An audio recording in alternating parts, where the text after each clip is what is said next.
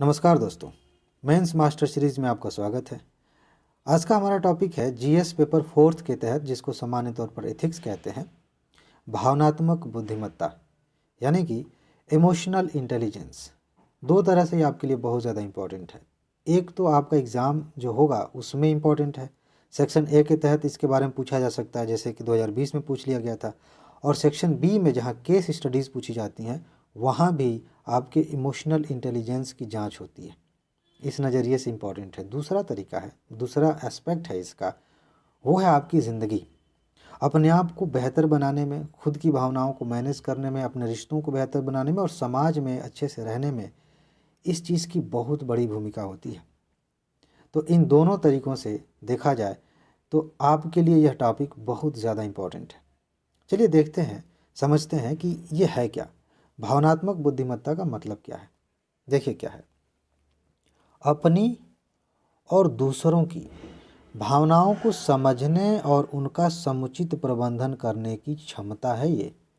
मतलब ये कि आप अपने अंदर देखते हैं कि किस किस तरह की भावनाएं आपके अंदर कब कब जन्म लेती हैं, उनका क्या असर होता है, उनके अनुसार आप कैसे व्यवहार करते हैं। कब आपको अच्छा लगा, कब आपको बुरा लगा, कब आपको गुस्सा आया, कब आप जो है बहुत ज़्यादा उत्साहित हो गए, ये सारी चीज़ें। और इसी तरह की बातें आप दूसरों में देखते हैं और इनको मैनेज करते हैं, इनको व्यवस्थित करते हैं। ये जो क्षमता है, इसी को कहते हैं भावनात्मक बुद्धिमत्ता, इमोशनल इंटेलिजेंस। एक विद्वान हुए हैं जिनका नाम है गोलमैन। उन्होंने कहा है कि अगर किसी व्यक्ति में ये 5 योग्यताएं हैं तो इनके आधार पर हम उसकी भावनात्मक बुद्धिमत्ता की जांच कर सकते हैं। यानी कि भावनात्मक बुद्धिमत्ता जो है वो इन 5 योग्यताओं का एक समूह है, इन क्षमताओं का समूह है। क्या हैं ये 5 योग्यताएं? देखिए, इनको खुद पे लागू करते चलिए। पहली चीज़ ये है आत्म जागरूकता। आप खुद के प्रति अवेयर हैं, सेल्फ अवेयरनेस। आपकी सोच, आपकी भावनाएं, आपका काम, आपका आचरण, आपके व्यवहार और आपकी प्रतिक्रियाएं, हर चीज़, जो कुछ भी आप करते हैं उसके प्रति आप जागरूक हैं। आप देखते हैं कि आपके मन में कोई विचार आया, उस विचार ने कौन सी हलचल पैदा की, कौन सी भावनाओं को उसने जागृत किया और किस तरह से आपका व्यवहार बना उससे। आप जागरूक हैं। और जो व्यक्ति जागरूक है वही यह फैसला कर सकता है कि अभी मेरे साथ जो हो रहा है उसको कैसे बदलें या उसको कैसे बेहतर बनाएं, या सही है या गलत, इसका फैसला कैसे करें। जो आदमी बेहोशी में काम किए जा रहा है, उसे पता ही नहीं कि वो क्या कर रहा है, वो जो है भावनात्मक रूप से बुद्धिमान नहीं माना जाएगा।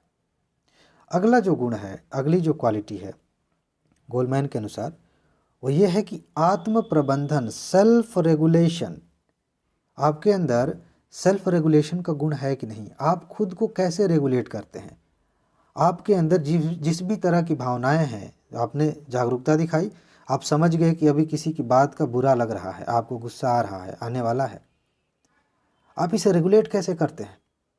क्या आप इस पर सोचते हैं कि अभी मैं गुस्सा करूं तो इसका क्या असर होगा, या गुस्सा करने के बाद पछताते हैं? ये जो सेल्फ रेगुलेशन का जो गुण है, ये बहुत बड़ा पिलर है इसका।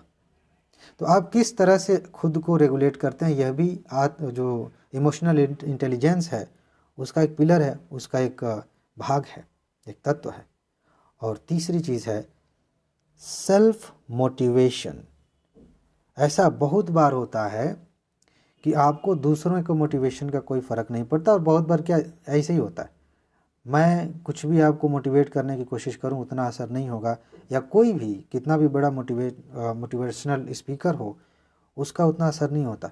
लेकिन आप जो खुद से कहते हैं उसका असर होता है। बहुत सारे लोग 24 घंटे पता नहीं क्या क्या अपने बारे में कहते रहते हैं कि अरे मैं कमज़ोर हूँ, अरे मुझे चीज़ें याद नहीं होती, मेरी आंसर राइटिंग अच्छी नहीं है, प्री का एग्ज़ाम आ रहा है, करीब मेंस का आ रहा है, मेरी तैयारी नहीं है। ये आप गलत तरीके से खुद को मोटिवेट कर रहे हैं। आप इसको ऐसे कर सकते हैं कि चाहे परिस्थितियाँ जो भी हों, मैं इसी चीज़ के लिए बना हूँ कि मैं सीखूँगा, सफल होऊंगा। एक बार गिरे, 2 बार गिरे, लेकिन सफल होंगे। तो सेल्फ मोटिवेशन किस स्तर तक आपका है खुद का, अपने आप को विषम परिस्थितियों में कैसे आप मोटिवेटेड रखते हैं। देखिए, सिर्फ यहाँ हम अभी व्यक्तिगत जीवन का एग्जाम्पल ले रहे हैं। जब आप सिविल सेवा में होंगे, कई बार ऐसी परिस्थितियाँ होती हैं कि हताशा दिखती है कि दिख रहा है कि समाज में कुछ गलत हो रहा है, हम कर नहीं पा रहे हैं, हम हताश हो चुके हैं, लेकिन कुछ लोग ऐसे होते हैं जो खुद को मोटिवेट करते हैं, खुद को काम पे लगाते हैं, चीज़ें बदलने की हिम्मत दिखाते हैं। ये ऐसे नहीं आता, ये सेल्फ मोटिवेशन से आता है। आप खुद को कैसे मोटिवेट करते हैं, बहुत बड़ा गुण है ये। और इसके बाद एक और चीज़ है जो इमोशनली इंटेलिजेंट इंसान की निशानी है, वो है एम्पैथी। इसको हम अलग से पढ़ेंगे, सिंपैथी और एम्पैथी में क्या अंतर है। इसको सामान्य तौर से समझें कि दूसरों की भावनाएं समझने का, एग्जैक्टली समझने का जो गुण है, उसे हम एम्पैथी कहते हैं। देखिए थोड़ा सा समझ लेते हैं सिंपैथी और एम्पैथी में क्या अंतर है। जैसे मान लीजिए आपका दोस्त है, ठीक है, हो सकता है आप लड़की हैं और लड़की आपकी दोस्त हैं, साथ में आप लोग रहते हैं, या लड़के हैं आपके दोस्त साथ में रहते हैं, और उनका उनकी किसी के साथ मित्रता है, संबंध है, और ब्रेकअप हो गया। तो दो सिचुएशन हो सकती है। एक सिचुएशन ये है कि आपके दोस्त का ब्रेकअप हुआ है, तो आपकी सहानुभूति है उसके प्रति, और सहानुभूति में ये हो सकता है कि आपके साथ कभी ऐसी घटना नहीं हुई, आपका ब्रेकअप अभी तक नहीं हुआ, फिर भी आपको थोड़ा सा बुरा लग रहा है कि यार दोस्त के साथ ये गलत हो गया, नहीं होना चाहिए था। ठीक है, सहानुभूति आप दिखा रहे हैं, इसको हम सहानुभूति कहेंगे। लेकिन कल्पना करिए कि जिस वजह से, जिस कारण से ब्रेकअप हुआ दोस्त का, ठीक उसी वजह से, उसी कारण से आपका भी ब्रेकअप हुआ हो पहले, तो अब आप सेम उस फीलिंग को महसूस कर सकते हैं जो आपके साथ हुआ था। जिस तरह की चीज़ें आपने महसूस की थी, वही चीज़ें आपका दोस्त आज महसूस कर रहा है या कर रही है। इसको कहेंगे एम्पैथी, एग्जैक्टली सेम वही महसूस करना। जैसे कोई व्यक्ति है, कोई लड़का है, वो अनाथ हो गया, तो जो जिसके माता पिता नहीं है, वो उस दर्द को समझ सकता है कि अनाथ होने का मतलब क्या होता है। बाकी लोग तो सिंपैथी दिखा सकते हैं कि बेचारे के माँ बाप नहीं रहे, जो भी है, लेकिन जो अनाथ हुआ होगा उसे पता चलेगा कि इसमें कितना दुख होता है, क्या होता है। ये इसको कहते हैं एम्पैथी। अगर एम्पैथी का गुण आपके अंदर है, आप दूसरों की भावनाओं को अच्छे से समझ सकते हैं, उसके जीवन को महसूस कर सकते हैं कि अभी वो क्या महसूस कर रहा है, तो आप इमोशनली इंटेलिजेंट हैं। और एक और चीज़ होती है सामाजिक दक्षताएं, सोशल स्किल्स, यानी कि समाज में आप कितना अच्छे से घुल मिल जाते हैं, समाज के पैटर्न को कितना बेहतरी से समझ लेते हैं और उनको मैनेज करते हैं, सोशल रिलेशंस को कैसे आप मैनेज करते हैं। ये सारे अगर गुण आपके अंदर है, ये पांचों गुण अगर हैं आपके अंदर, पहला क्या था, सेल्फ अवेयरनेस, दूसरा सेल्फ रेगुलेशन, तीसरा सेल्फ मोटिवेशन, चौथा एम्पैथी, और पांचवा सोशल स्किल्स, ये गुण अगर आपके अंदर हैं तो आप इमोशनली इंटेलिजेंट हैं। और ये जो क्वालिटीज़ हैं, हर किसी के अंदर थोड़ी बहुत मात्रा में होती हैं, ऐसा कोई नहीं है जिसके अंदर इसमें से कुछ भी ना हो।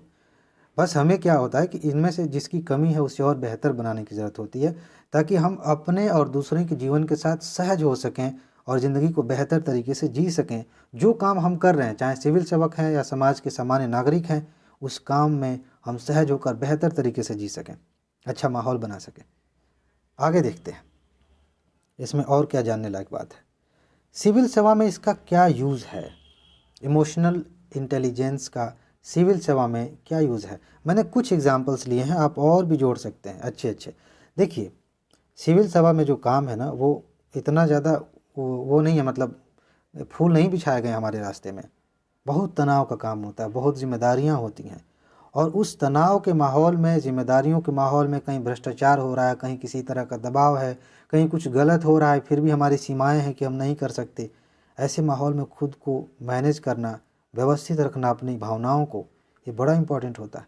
तो वहाँ पर प्रबंधन करना कैसे आएगा जब हम भावनात्मक रूप से बुद्धिमान हैं।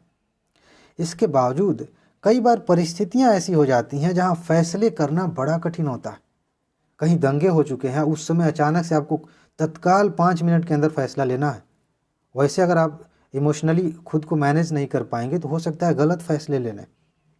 तो जटिल परिस्थितियों में सफलता के लिए बहुत ज़रूरी है कि आपके अंदर इमोशनल इंटेलिजेंस का गुण होना चाहिए। इसके साथ साथ आप अकेले काम नहीं करते। सिविल सेवा में आपको टीम वर्क दिखाना पड़ता है। आपके सहकर्मी होते हैं, ऊपर नीचे के अधिकारी होते हैं, सबके साथ मिलकर काम करना होता है। और अगर आप उनकी भावनाओं को नहीं समझते और उनके साथ बेहतर समन्वय नहीं बनाते, तो फिर गलत जो है एक वर्क कल्चर बन जाता है। उससे हम देश की सेवा, समाज की सेवा अच्छे से नहीं कर सकते। हम सहकर्मियों का साथ नहीं ले सकते किसी प्रोजेक्ट पर, वहाँ भी ज़रूरी है इस गुण का होना। और जनता के साथ तो हमें संपर्क लगातार बना कर रखना है। कभी सर्वे करने चले गए, कभी किसी योजना को लागू करना है, कभी ऐसे ही मुलाकात कर रहे हैं। जनता के साथ सरकार का कनेक्शन कैसा है, अधिकारियों का कनेक्शन कैसा है, ये तभी उतना बेहतर हो पाएगा जो हम चाहते हैं, जब हम अपने अधिकारियों के अंदर ऐसे गुणों का विकास करें जिसको कहा जाता है भावनात्मक बुद्धिमत्ता। इसके अलावा ऐसा होता है कि सिविल सेवा में अब देखिए जो बहुत सीनियर हो चुके हैं वो उदासीन हो गए हैं। वो अब उतनी उत्सुकता से काम नहीं करते, बस जैसे तैसे चल रहा है, बढ़िया है, ठीक है, कोई फ़र्क नहीं पड़ता। लेकिन अगर भावनात्मक बुद्धिमत्ता को बार बार तराशा जाए, उस पर काम किया जाए, तो हम लगातार मोटिवेटेड रह सकते हैं अपने काम को लेकर के। सिविल सेवा में लगातार नए नए रिजल्ट्स दिखाने के लिए, समाज को बेहतर बनाने के लिए हम नई नई तरकीबें खोजेंगे, खुद को बेहतर बनाएंगे। और ये तब होगा जब हम इमोशनली इंटेलिजेंट हैं। समझ रहे हैं? तो ये सिविल सेवा में इसका उपयोग आप कर सकते हैं। इसके अलावा शासन प्रशासन, देखिए अंतर नहीं है, सिविल सेवा और शासन प्रशासन में थोड़ा सा अंतर होता है। वहाँ क्या कर सकते हैं, स्पेशली सरकार की बात अब हो रही है, ठीक है। कई बार ऐसा होता है कि दबाव समूहों से आपको निपटना है। जैसे मान लीजिए कि किसान आंदोलन ही हो रहा है फॉर एग्जाम्पल, या किसी खास तरह का दबाव समूह है और सरकार पे दबाव बना रहा है। अब उनके साथ हमें कैसे मैनेज करना है, उनकी भावनाओं को समझते हुए, देश हित को समझते हुए, एक बड़े इंटरेस्ट को देखते हुए हम कौन से फैसले लें। इस समय सरकार में जो लोग बैठे हैं उनके अंदर यह गुण होना चाहिए। एक ऐसा दृष्टिकोण होना चाहिए जिससे वो सही फैसला कर सकें। और अगर समाज में परिवर्तन लाना है, समाज में आंदोलन लाना है, समाज में बुराइयों को ख़त्म करना है, तब आपके अंदर ऐसा गुण होना तो बहुत ज़रूरी है, ताकि आप बड़े स्केल पर लोगों को प्रभावित कर सकें। आज अगर हम यह आंदोलन चलाना चाहते हैं कि समाज में बेटियों को, महिलाओं को बराबर का दर्जा दिया जाए हर तरह से, तो उसके लिए जो लीडर्स हैं, जो सरकार में बैठे लोग हैं, उनके अंदर इस तरह की क्वालिटी होनी चाहिए कि वो समाज को, पुरुष समाज को बेहतर तरीके से मैनेज करें, उन्हें समझाएं, उनकी भावनाओं को उत्प्रेरित करें, ताकि समाज में बदलाव आए। इसके लिए इमोशनल इंटेलिजेंस बहुत ज़रूरी है। और जब आपदाएं आती हैं, आपदाओं के समय जनता के साथ खड़े रहना, जनता की सहायता करना, पुनर्वास की व्यवस्था करना, भोजन की व्यवस्था करना, ये सारी चीज़ें इमोशनल इंटेलिजेंस अगर नहीं है तो हम नहीं करेंगे। बस ऐसे ही छोड़ दिया, बाढ़ आ गई, अच्छा ठीक है कुछ अनाज बंटवा देते हैं और उसके बाद से काम खत्म। ऐसे नहीं, आपको जनता के साथ खुद को दिखाना है, तभी तो उनको लेकर, उनको जोड़कर आप देश को आगे बढ़ा सकते हैं। साथ ही साथ अगर आपको समाज के पिछड़े वर्गों का, जो गरीब हैं, दबे कुचले लोग हैं, उनके साथ अगर मिल के रहना है, मिल के रहने का मतलब उन्हें मेन धारा में लाना है, उन्हें विकसित करना है, तब भी इमोशनल इंटेलिजेंस की ज़रूरत है यहाँ पर। वरना क्या होता है, उपेक्षा हो जाती है। सरकार में आने के बाद जो सरकार में जो लोग बैठे हैं वो सोचते हैं कि चलो हो गया, हमारा काम तो हो गया ना। लेकिन नहीं, सिर्फ इससे काम नहीं होता।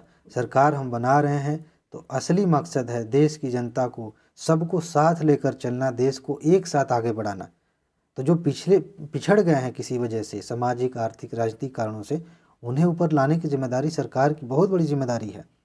और ये तब होगा जब हम उनके प्रति सहानुभूति रखें, उनका विकास करें, और इसके लिए भावनात्मक बुद्धिमत्ता की ज़रूरत होती है।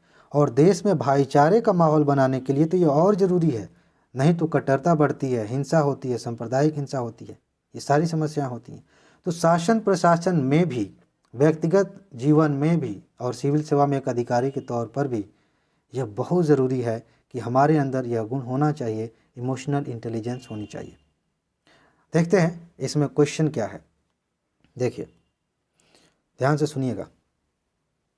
भावनात्मक बुद्धिमत्ता से आप क्या समझते हैं? सिविल सेवकों में इस गुण का होना क्यों आवश्यक है? इस प्रश्न का उत्तर आपको देना है। इसमें फ़िलहाल इतना ही, आगे किसी और टॉपिक के साथ मिलते हैं। नमस्कार।